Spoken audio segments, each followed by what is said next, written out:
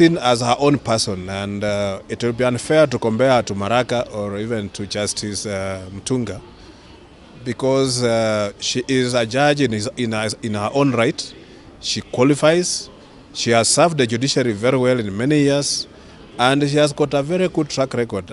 For me, she's the best choice for the time being, and I'm sure she'll bring in something new in the judiciary. She'll bring her experience, and I've been an advocate of judges, of chief justice being appointed from the bench.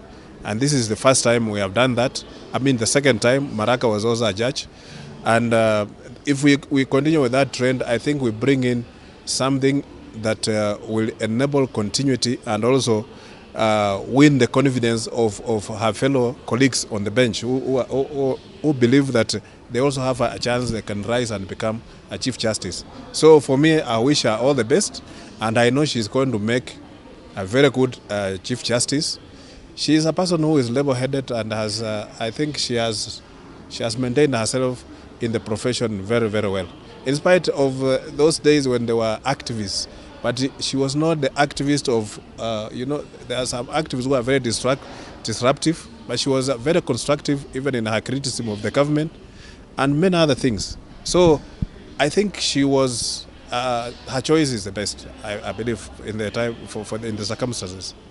I mean, what does it mean for the women in the country? Women, I think it shows that the women are just as suitable as anybody else to hold any office in this country. They can, if she's holding one arm of the government, which is the judiciary, a very critical arm of the government, I believe that they can rise and even become head of state of this country. They can hold any position, because we are now going to the era of meritorious, where we look at people, do you merit to hold a certain position, not discriminating people based on gender or any other consideration.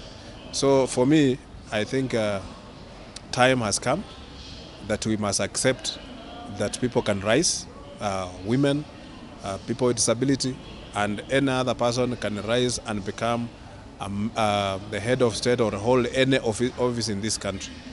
And also in terms of even community placements, we find that sometimes some communities are so small that they may never rise to ascend to power in this country. But we are going to the place where we want to encourage that anybody, regardless of where you come from, you can rise and hold any office in the country, whether you are Speaker of National Assembly or heading the judiciary or becoming even the executive head, which is the best way to go. So we should encourage all Kenyans that everybody qualifies to hold an office in this country, as long as you meet all the credentials that are the threshold that is laid down in the Constitution of Kenya.